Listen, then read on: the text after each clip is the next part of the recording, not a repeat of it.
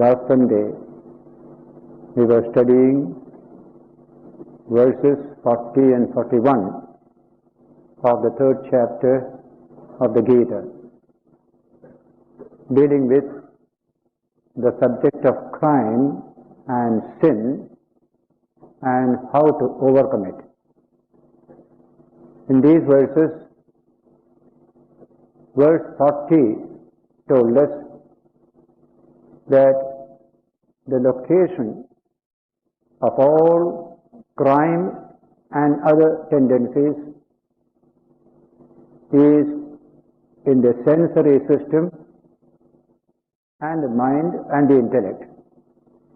Indriyani mano buddhi asya adhisthana muchyate.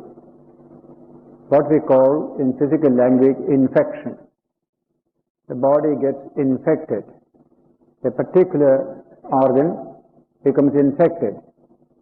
We try to detoxify that system and restore the body to health. Similarly, there is such a thing as toxin of the mind. It begins with the sense organ. It is good for people to know, where is my enemy? Just like in a fort, enemy is attacking, the outer door is open, enemy enters. We have to shut that door and protect it carefully. So in this body, we have the outermost, the sensory system. The first infection comes there. Infection doesn't come to the buddhi first, not to the manas, but to the sensory system. And so, in 41, Sri Krishna said, Tasmatvam indriyanyado niyamya bhardarshabha papmanam prajighyenam jnana vijnana nashanam. Therefore, Arjuna, discipline the outermost layer of your personality, the sensory system. And this system once gets infected, all your knowledge and realization will be destroyed. Jnana vijnana nashanam. So take care that there is no infection of the sensory system. Very profound psychological truth is being expounded there. We are not a table or a chair. We are a living entity. And this sensory system can take in and give out. What it takes in must be healthy. Then only what it gives out will be healthy. Just like the food that you take, it must be healthy. Whenever you see on the roadside food materials being kept for sale, full of flies, no protection, what a dangerous thing it is. How much infection comes to the human body by taking such food. We are trying to overcome all this by introducing sanitary measures, educating the people, protection of the food that is consumed by people. All these measures are being taken, and I am sure we shall succeed in protecting the physical health of people from unnecessary infection coming through the sensory system. But the biggest problem is the infection of the mind, which comes also through the sensory system. So we have to take care to see the sensory system does not get infected. So he gave that teaching, Tasmatvam indriyani adav niyamya. First of all, adav. Don't try with the mind. Don't try with the buddhi. Try with the sensory system. Discipline the sensory energies. Niyamya. Doesn't say suppress, doesn't say destroy, regulate. Niyamana means regulation, discipline. That much is needed. Without which, you can't build up your character, your personality, or achieve life fulfillment. Animals never discipline the sensory system. They have got a natural discipline, as I said earlier, built into their genetic constitution. Man alone can consciously discipline sensory energies. So do so, niyamya, bharadarshabha. Then this enemy that is going to destroy you, your knowledge, your realization, conquer that enemy in the beginning itself. If you don't do so, first the sensory system becomes infected. That infection spreads to the mind, to the manas. Our thinking also becomes infected. Then it becomes more difficult to handle. When the mind becomes infected, it is very difficult to handle that infection. And still further, when the buddhi becomes infected, the only instrument we have for discrimination, viveka. The definition of buddhi is the concept of discrimination. What is right, what is wrong, what is to be done, what is not to be done. And a determination, this way I shall do. That's what buddhi does. Nischayatmika buddhi. Nischaya, determination. We can see not only intelligence at the level of buddhi, but also the will. A combination of intelligence and will is what makes for buddhi. So the buddhi decides finally, according to the infection that has come to it, then it becomes extremely difficult to handle the problem. Better to do it in the early stages. Even in medical science, doctors always tell you, whatever diseases appear, go to the doctor in the early stages, not when it has spread in the body. Early stages you can be cured. Medical science is quite efficient that way. But once it takes charge of so many important parts of the body, then treatment becomes difficult and health becomes in difficult situation. In the case of the mind, it is much more difficult. Here we are dealing with physical realities, and medicine also is physical reality. So something physical, something tangible, you can study. You have got your microscope, you have got your electron microscope, you can study all this so that the body is concerned. But when you come to the mental infection, you are not capable of that kind of study.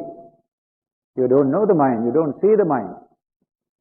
The sense organs are there, we can handle them. But the infection in the sense organs cannot be handled, because it straight away goes to the manas also, becomes very, very intangible. So it is difficult if you don't deal with it in the beginning itself. What all we call character training is based upon this conception.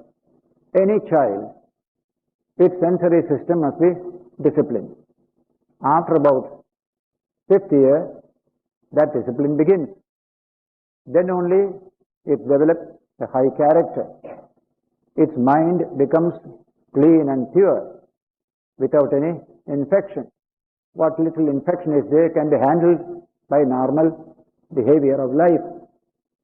In this way, children become healthy with a balanced mind.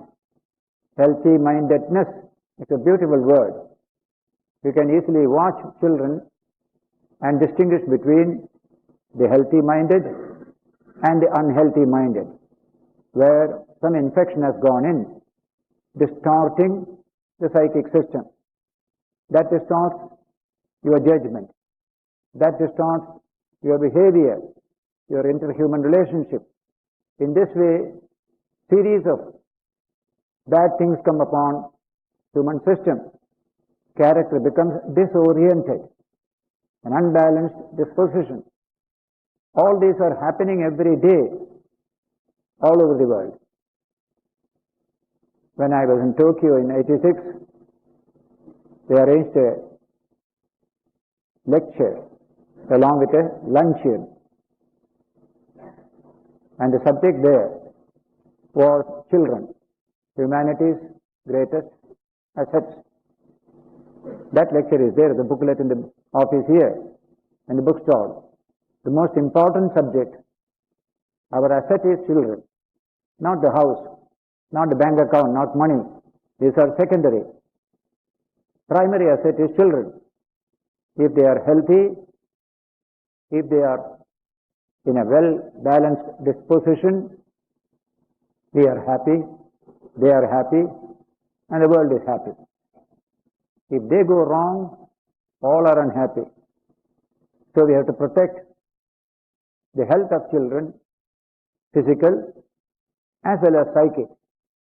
And today there is great need for psychic health of children and to protect that psychic health. In advanced countries, physically, children are well fed, well looked after. All the calories needed they get. But their greatest problem is infection of the mind. Very early in life it starts.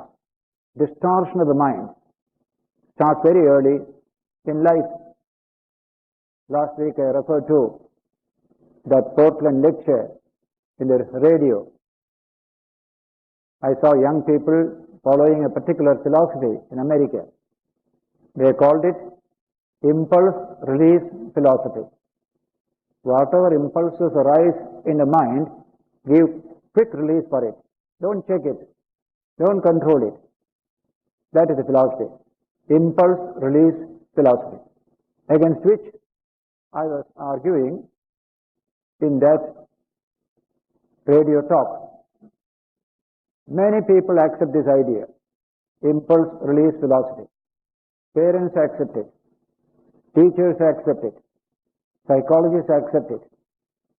And they tell children, if you are deprived of that free expression of your impulse, if some check is given on it, it will be dangerous for your personality. You will get a traumatic condition. See, the word trauma is used there. If you check your impulses, you will have a trauma. And a series of trauma will be worse for the child.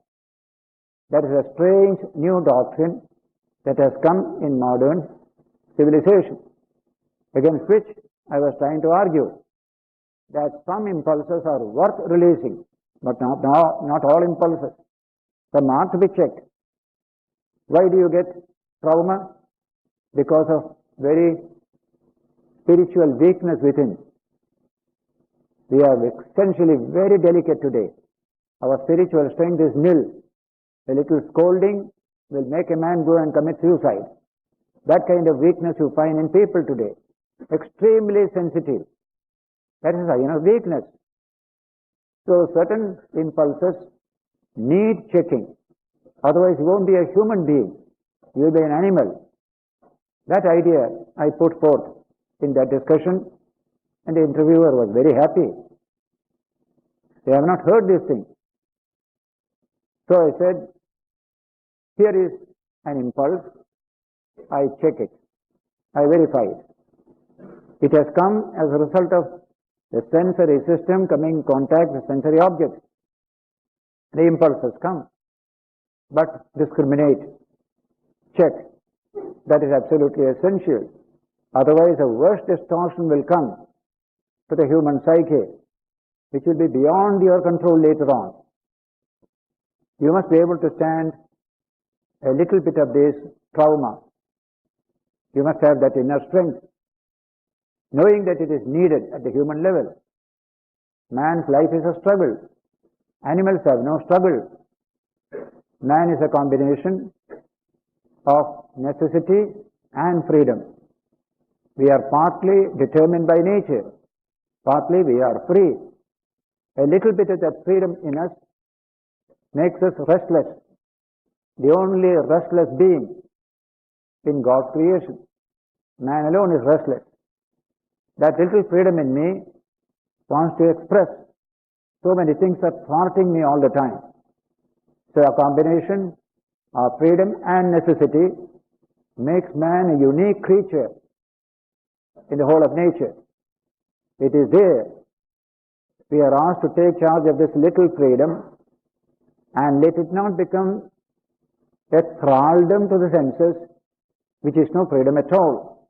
That we are already as an animal. When you are a human being, you want to be free, not like an animal which only says yes to whatever sensory system tells it. We are asked to discipline these sensory energies, without which no higher development is possible. Man alone can have that higher development. And so, this 40th sloka told us, Tasmatvam indriyanyado niyamya bharatarshabha. Plus, having disciplined the sensory system, you can overcome all the other developments that will come later. Then only you will be free from that infection which otherwise will destroy jnana vijnana nashanam. Whatever jnana you have, whatever vijnana you have, both become destroyed. In any study of crime and criminal behavior, you can see the operation of these truths mentioned here clearly. Step by step you can see. When I commit a crime, that crime has behind it a series of changes taking place in my system. That is being studied here, broadly speaking. And here the advice is given by Krishna. First, handle the sensory system. As a human being, if you want to develop character, if you want to realize your higher potentialities, you must discipline this tremendous energy system known as the senses, like controlling the horse to have a good journey, a good riding. That is the first step that is given here. Then what happens? When the sensory system are free from infection, mind remains healthy and buddhi remains healthy. Your pursuit of human excellence becomes a success. Human excellence is the goal. There are profound possibilities hidden within us. We have to unveil them. All that needs this early discipline of the sensory system. So verses 40 and 41 we studied last Sunday, and the last line, jnana vijnana nashanam, destroy that enemy, enam, this enemy, which destroys your jnana and vijnana. This is the teaching given in the two verses. Then we go to verse 42. That is a wonderful verse. It gives you an idea of various layers of the human personality. We look like a simple individual. We are not. So many layers are there. Just like the skin has many layers. We see only one skin, but an anatomist can see various layers of the skin. Similarly, when you penetrate into a human body, you find so many layers of the human individuality. The I which you call as your own self is a series of layers, and there is a wonderful quality about these layers that will be told in the verse. The verse says, verse 42, Indriyani paranyahu. Indriyebhya param manaha. Manasastu para buddhi.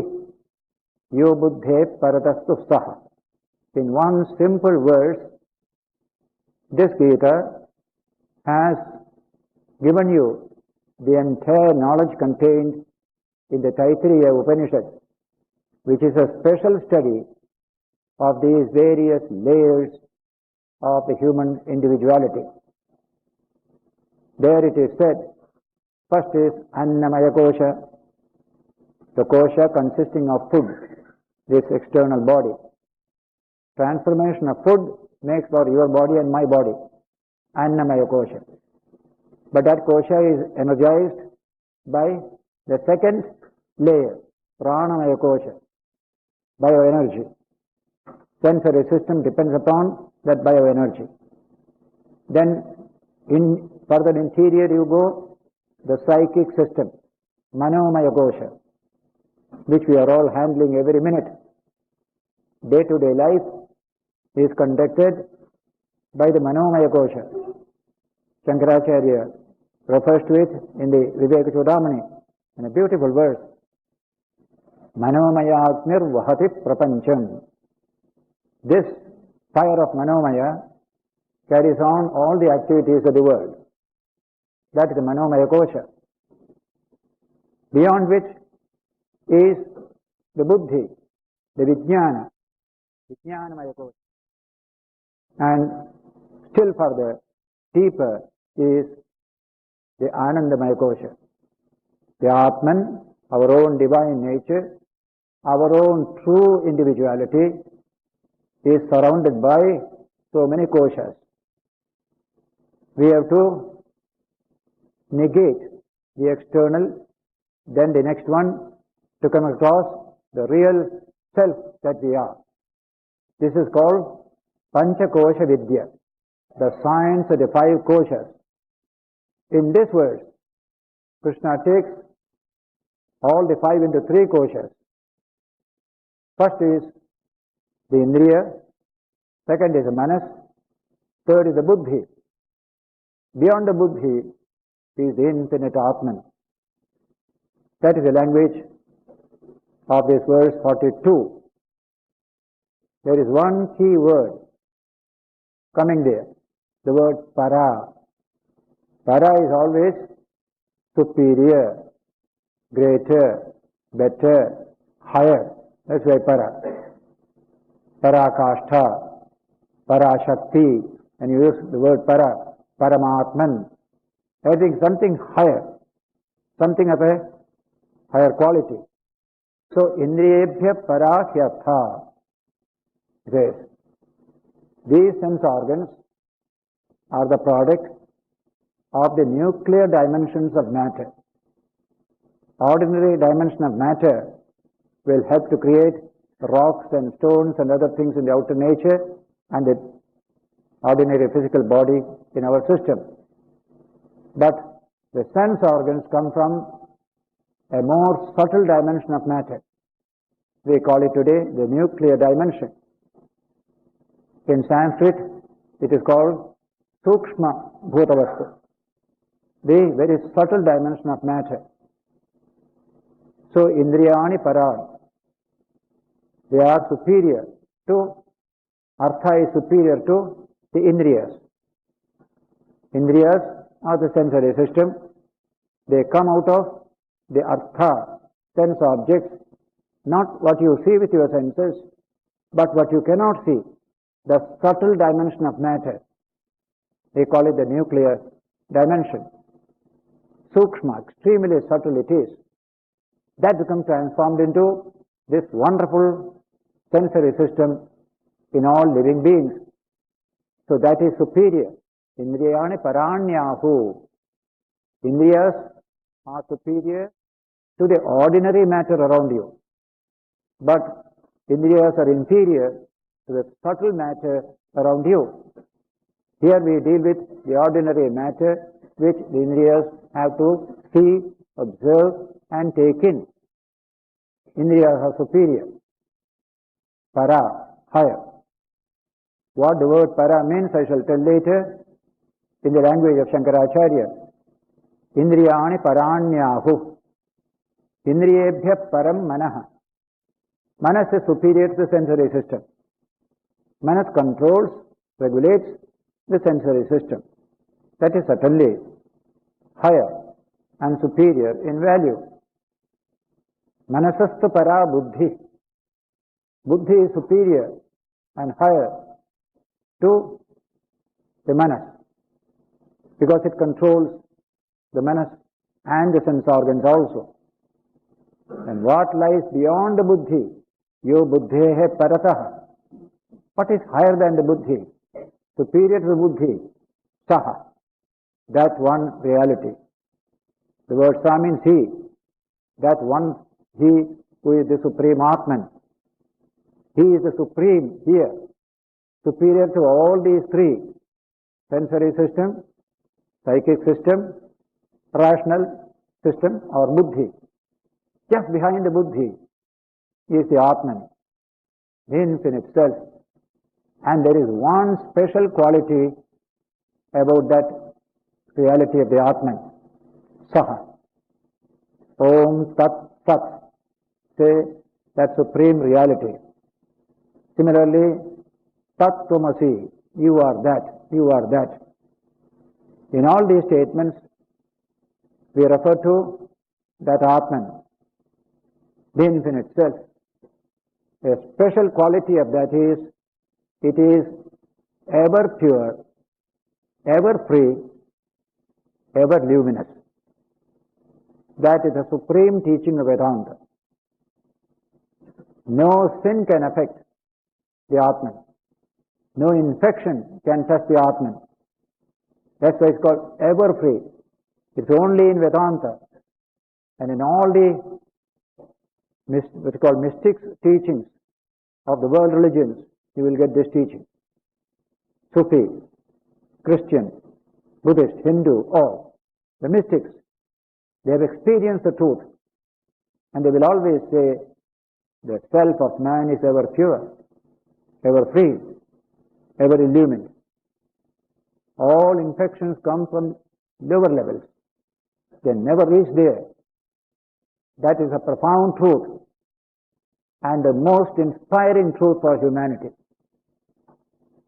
If everything is dirty, how can you remove dirt? Suppose there is so much of dirt around you and you go to take water to wash it. That water also is dirty. How can you remove dirt? There must be some clean water to remove the dirt.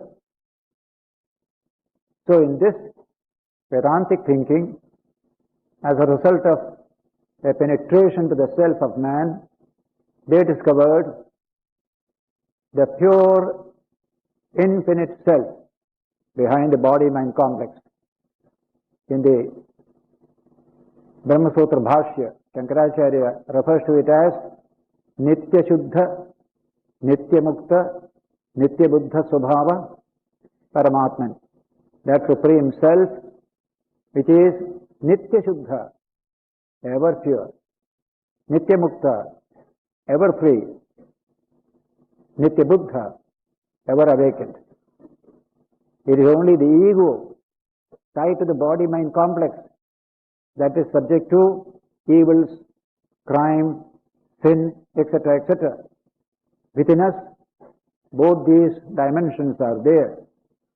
The one that is subject to suffering, evil, crime, good deeds, that is a little ego. The other is ever pure, ever free, ever illumined, that is also there. How beautifully the Upanishads describe this remarkable phenomenon in man by giving the example of two birds on the same tree. Dva suparna sayuja sakhaya samanam vriksham parishasvajate tayoranya pippalam swadvat anashnanyanyo abhishakashiti.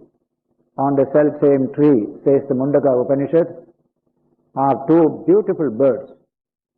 Intimate friends they are, with fine plumage. That is the Jiva and the Atman within the same tree of the body. That's a wonderful example given there. It is this lower one that suffers, that enjoys, that does crime, that does good, etc., etc. We are that. But our true nature is that. The teaching given is therefore to this lower self, teaching is given, Tattvamasi, Tattvamasi. You are really that. This you are because you are tied down to the body-mind complex.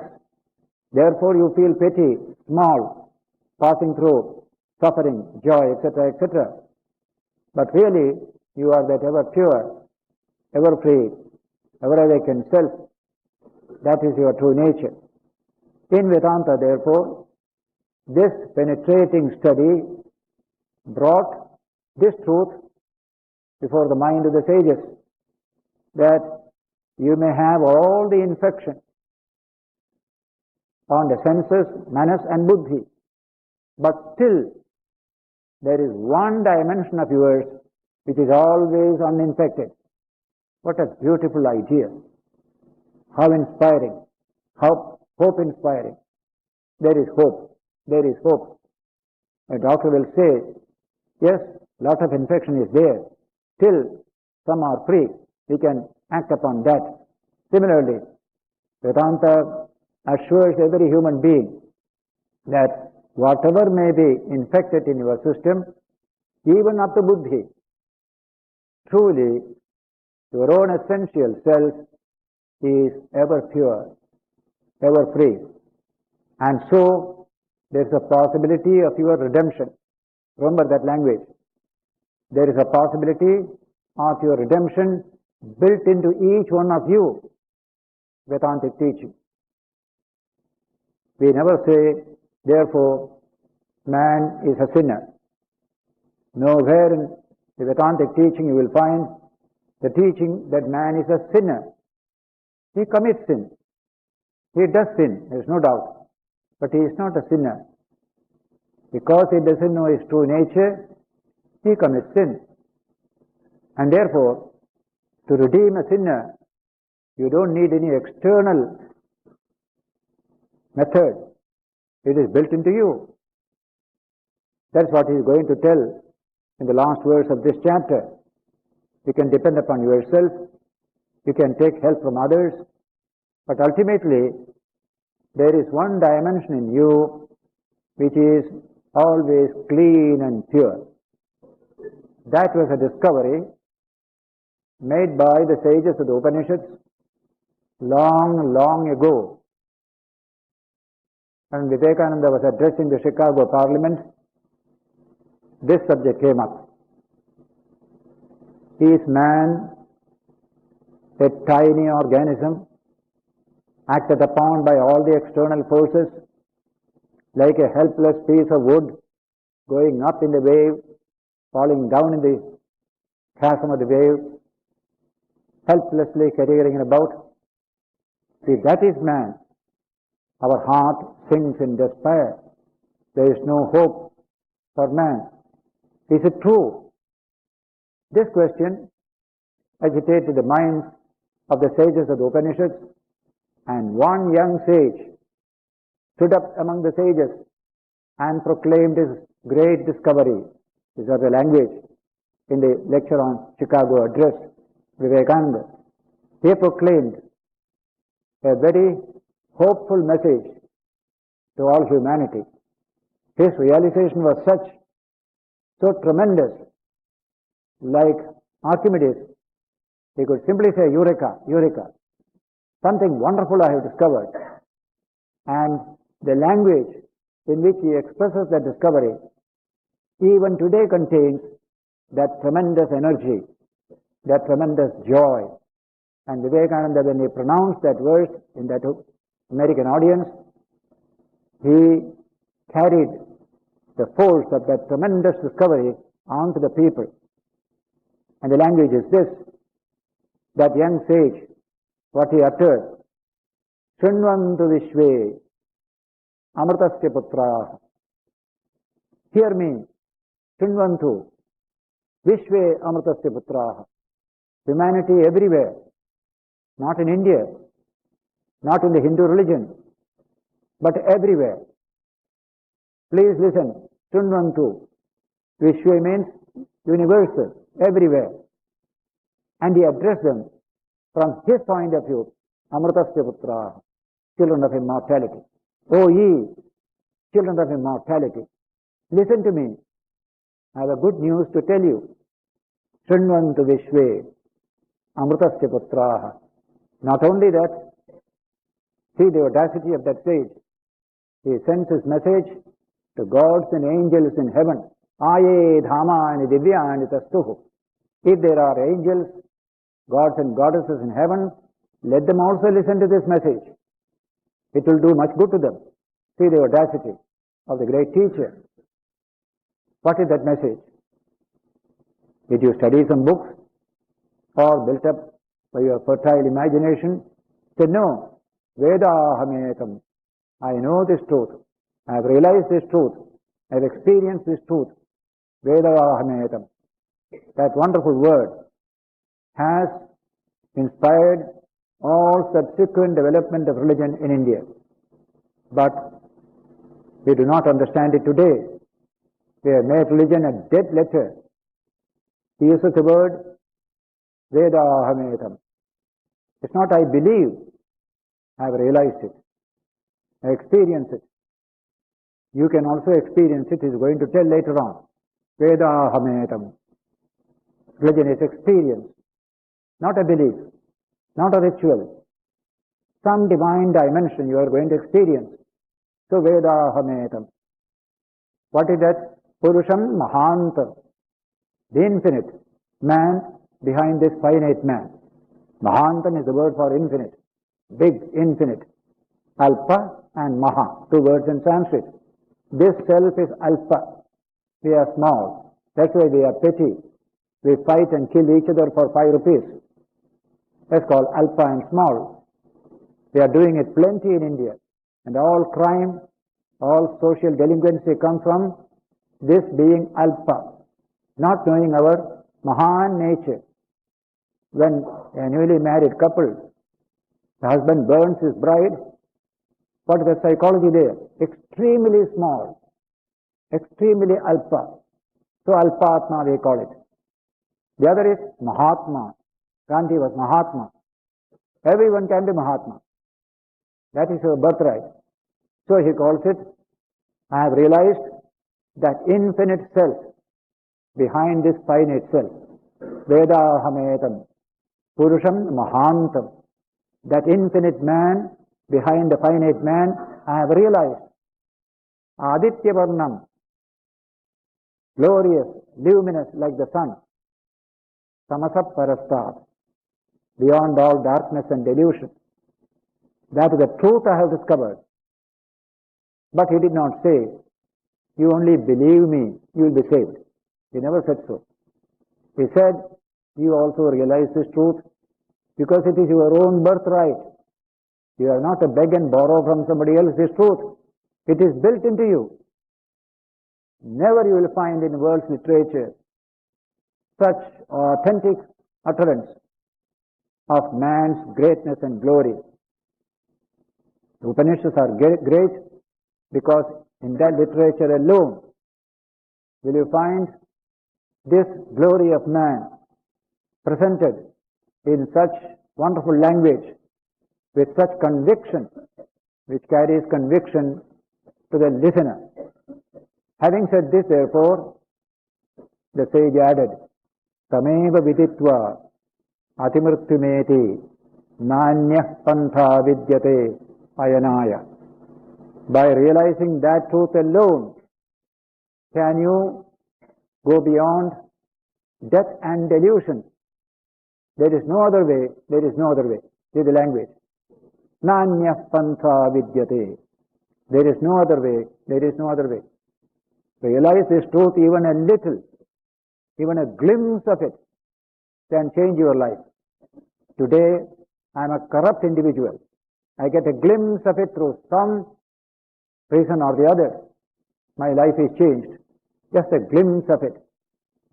Like Purandradasa, 500 years ago in Karnataka, a very miserly, jewel merchant, won't spend a single pi to anybody. That man, by one divine touch, became completely transformed. He called all the people, distributed all his wealth, all the ornaments that were there, and took a small bundle and started out as a dasa, a servant of the divine, servant of man, singing gloriously to awaken humanity. That one Puranda Dasa is a tremendous example to anybody today. What happened to him? He had found a pearl of great price within himself. All these things became utterly meaningless to him. And that very message he conveyed in such beautiful Kannada language and such high music, deep music, Puranda Dasa's Kirtanas. Now that's not one example, there are thousands of such. When a man sitting in high throne gets a little glimpse of this truth, all that throne becomes nothing, absolutely nothing. Today we need to get a glimpse of this truth. The whole national character will be changed in one instant if people get a glimpse of this truth in this modern age. You don't need much, just a little. Somebody said, when you type on a typing machine, you get all small letters. Just shift the keyboard, that shift key, all become capital. Don't get any trouble at all, very quickly. Similarly, here is the petty-minded man, selfish, prone to cruelty, crime, everything. And yet, one glimpse came to him, the man changes. That is why sinners can become saints. Sinners have become saints. Great teachers, just one touch, a sinner becomes a saint. Through that touch, his mind becomes aware of this deeper dimension. From Buddha, in Krishna's life of Jesus, you can see how sinners become saints by one touch, one word, one look that awakens that divine dimension in that individual. Go and sin no more, Jesus said, and the sinner becomes a saint. This possibility is because we are essentially sinless. If you are really a sinner, nobody can change us. A thing cannot change its character. Svabhavam na jahati sa. An object which has a particular character cannot give up that character. But if it is only an external appearance behind which is the true character, then it can change. It realizes its own true nature. Fire cannot give up its heat. Water cannot give up its wetness. That is its nature. Prakriti, as they call it. So Shankara quotes this, Svabhavam na jahati sa.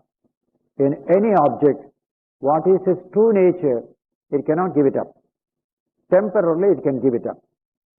A piece of iron is cold. You put it into fire, it becomes red hot. That is a temporary quality. Its real nature is a cold lump of iron. After some time, it goes back to its nature. You only change it for a time being. From that point of view, Vedanta asks this question, what is the true nature of man? He is infinite. He is divine. He has forgotten it. He thinks he is part of this body-mind complex. He becomes small, he becomes petty. And so there is hope for him. Redemption. Built into his own system. You can be free, you can be free. Throughout the Vedantic literature, it is the song of freedom that you hear again and again. Be free, be free, be free. Realize your inherent freedom. Don't be a slave. Don't be a creature.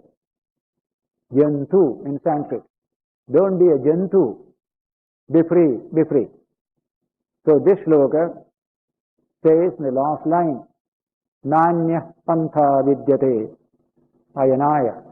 There is no other way to your redemption. Realize this truth. Even a glimpse of it, life becomes brighter, brighter. Having uttered this verse with its translation, Vivekananda goes into an ecstasy and expounding it there. Allow me to call you, brethren, by that sweet name, children of immortal bliss, Amritasya Putraha. Yea, the Hindu refuses to call you sinners.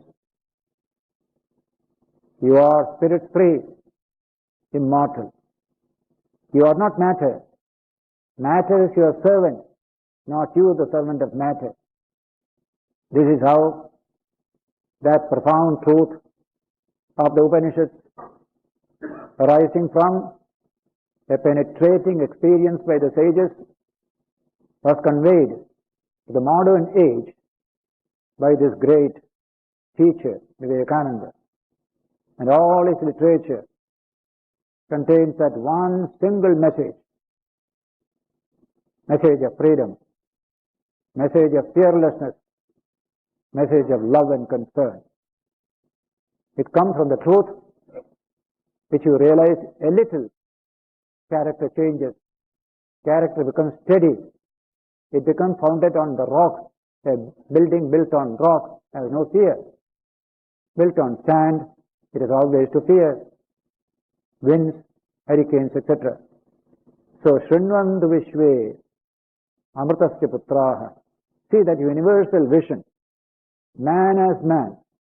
Not as a nationality, race, sect, religion, creed. No, just human.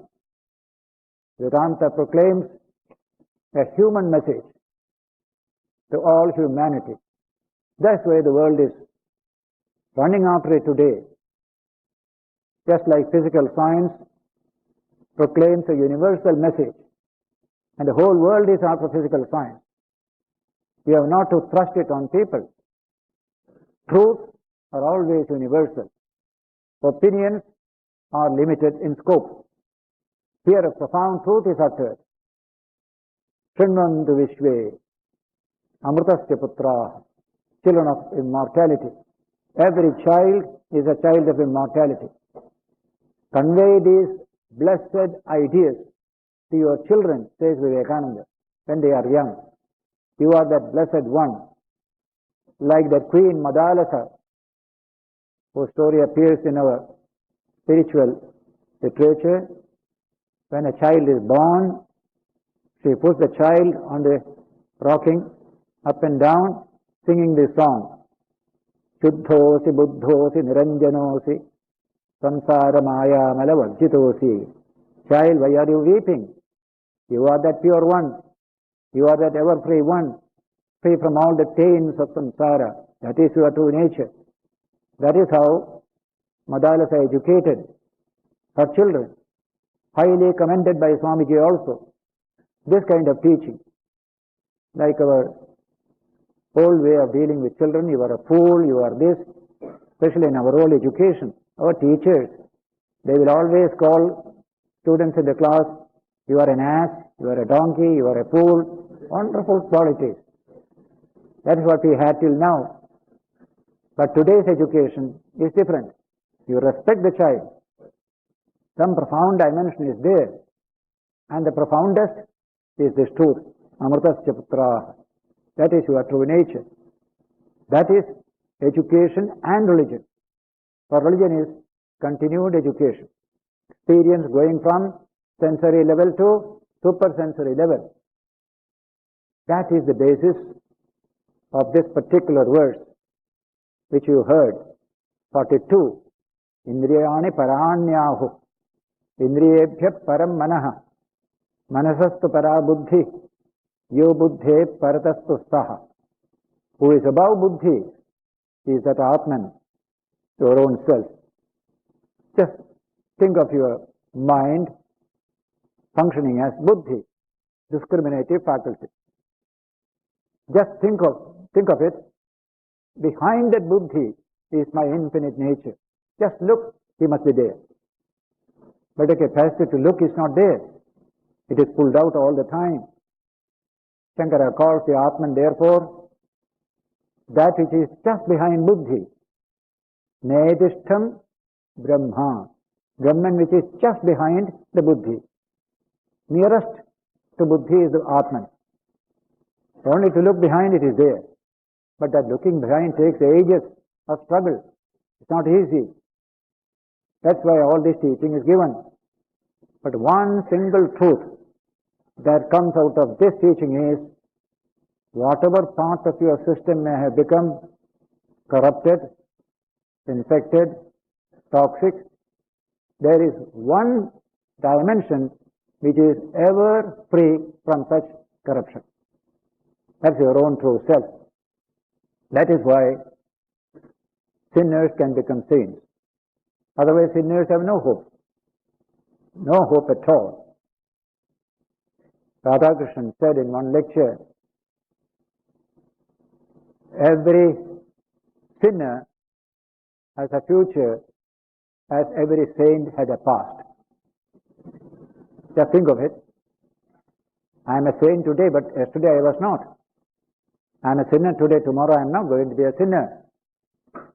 That truth about man has been expounded in the clearest, most rational language only in one literature, the Upanishad. Nowhere else in the world. It's called Aupanishadam Purusham. The disciple goes to the teacher in the Upanishad. Tell me about that Purusha which is taught only in the Upanishad. Upanishad-seva vijñāyate na anyatra. Shankara comments upon it. Only in the Upanishads this subject is taught. That behind the body-mind complex of man is that infinite dimension. Therefore we are children of immortal bliss. Amritasya putraha. What a wonderful idea. So dealing with crime and delinquency in society, we want to overcome this. Wants to have a healthy society. We can trust each other. When people go to Benares in those days, they put their 10,000 rupees into the hands of a friend in the village and then go away. Because we don't know whether a man will live or die. 1.5 years it will take to go to Benares and come. If I die, give it to so and so, he will say. That's all. After a long time he returns, here is the 10,000 back to you. Because they all knew that money is an object. I am not a servant of that money. They all knew it. That is the one great lesson we have forgotten. We are the servant of 1 rupee or 5 rupees. Nothing more than that. People can do any evil just for 5 rupees. Not poor, well-to-do people. That is the trouble. So when we speak of problem of beggary in India, I always say there are 2 types of beggars in India. One is the beggar in the street. The other the beggarly person living in high mansions. They are called beggarly. This is beggar, that is beggarly. They do much worse than any beggar. All that has come because this truth was completely overlooked. We have to teach man this profound truth, for which India produced this lion of Vedanta, Vivekananda. Earlier it was Shankara. Earlier it was Buddha. Still earlier it was Krishna, the lion of Vedanta. Vedanta Kesari, the Garjana, the roaring of Vedanta. That roaring we need today. And Swamiji did it in his time. Let the lion of Vedanta roar. The foxes of fear and pettiness will run away. That's what Swamiji said. And so, this Vedanta Kesari is a wonderful instrument for taking us out of this crime, delinquency and other evil forces afflicting society, restoring man to his own worth and dignity. What a beautiful idea it is. In this verse, the word para, as I said earlier, has a deep meaning. I do not want to enter into it this evening because it is a subject by itself.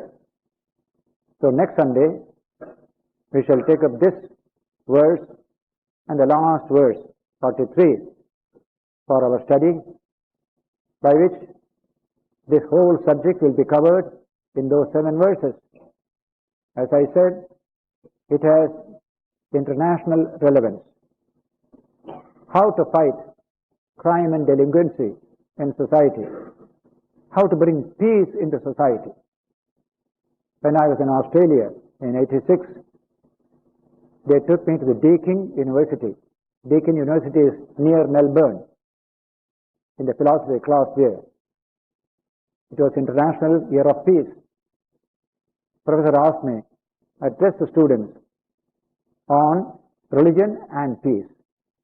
So I went. I used the blackboard also, and very attentive students. In what form can religion become a source of peace? Normally it is not. All the communal troubles, all the killings here, there, everywhere come from religion. But at what stage can religion become a source of peace? That was a very fascinating theme for all of them. And I also enjoyed it. They have taken a TV video of it, and it is there. At some time we can see it. I saw it only yesterday, once again. So I'm only telling that we need this inspiration all over the world. From the Vedanta, where you get a rational presentation, which you can question, which you can experiment, which you can test and verify for yourself. And it is meant for all humanity, not for any group. So the remaining 2 verses, especially the subject of para, what does it mean in this context? And the last verse it says, take advantage of this uncorrupted nature in you. Remove all the corruption that is within you with the help of that. That's the last message of the chapter. We shall deal with it next Sunday when we meet here. We'll spend a minute in silence and meditation and then take leave.